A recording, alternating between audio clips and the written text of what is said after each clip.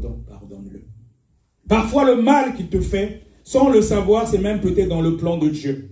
Et quand tu vas le pardonner, et c'est là que tu vas rentrer aussi dans ta destinée prophétique. Parce que nous faisons beaucoup de mal. Il nous arrive de pécher tous les jours. La Bible déclare que tous ont péché et sont privés de la gloire de Dieu. Et quand nous demandons pardon à Dieu, peu importe la couleur de notre péché, Dieu nous pardonne. Et si quelqu'un t'a fait du mal, tu n'arrives pas à le pardonner, c'est que tu n'as pas encore la nature de Christ Jésus en toi. Peu importe, même s'il t'a injurié, il t'a piétiné, il t'a calomnié, en tant qu'enfant de Dieu, tu dois le pardonner. Et c'est comme ça, ça fait partie du brisement, et c'est comme ça aussi que tu vas savoir si tu as réellement revêtu la nature de Christ Jésus. Quelqu'un qui t'a fait du mal, dit « Ah non, moi je ne te pardonne pas. Tu vas voir, tu ne sais pas de quel bois que je me chauffe. » Quand tu parles déjà comme ça, tu n'as rien compris. Tu n'as pas la nature de Christ Jésus pour toi. Tu n'as pas la nature. La nature de Christ Jésus, c'est même si on nous injurie, on nous calomnie, on nous piétine, c'est pas grave. Pardonne. Le Seigneur Jésus-Christ, on l'a injurié, on l'a flageolé, on lui a fait, on l'a craché même sur lui. Mais à la croix, il a dit « Père, pardonne-leur, car ils ne savent pas ce qu'ils font. » Tant que tu vas continuer à agir comme ça, peu importe ceux qui te font du mal, tu les pardonnes, et c'est après que tu recevras la couronne de gloire. Parce que le Seigneur Jésus-Christ, après ce qui s'est passé à la croix, il a reçu le nom qui est au-dessus de tous les noms. Et aujourd'hui, tout genou fléchit dans le nom de Jésus, que ce soit dans le ciel, sur la terre ou sous la terre.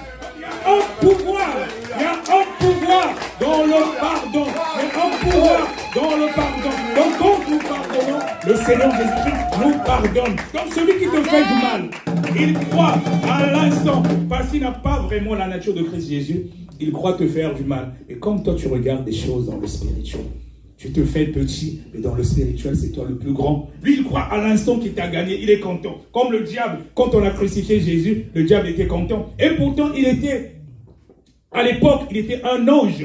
Il était un chérubin, mais il ne connaît pas vraiment Dieu. S'il connaissait Dieu, il ne devait pas crucifier le Seigneur Jésus. Donc, il était content pendant que le Seigneur Jésus-Christ, avec la nature adamique, était en train de souffrir, il était en train d'agoniser et tout. Le diable était content. Il croyait qu'il était victorieux. Mais or, il ne savait pas que c'était sa défaite qu'il préparait. Le Seigneur Jésus-Christ est descendu aux enfers. Il est parti. Tu me donnes maintenant les clés du séjour des morts. Il n'a plus le séjour des morts. Et il a reçu le nom au-dessus de tous les noms. Et le diable a été vaincu.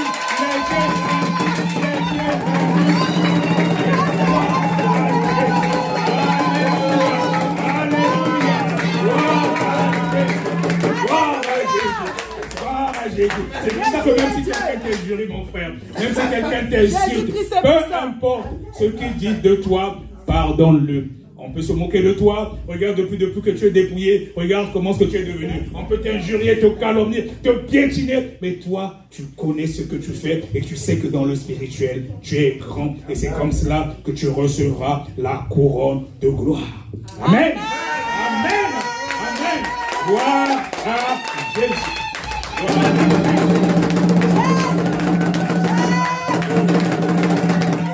Donc, nous devons apprendre en tant qu'enfants de Dieu de pardonner à nos prochains.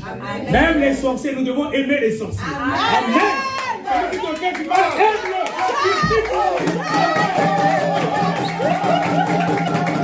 Amen. Nous devons aimer les sorciers. Plus il te fait du mal, tu le bénis et c'est comme ça que Dieu va t'élever.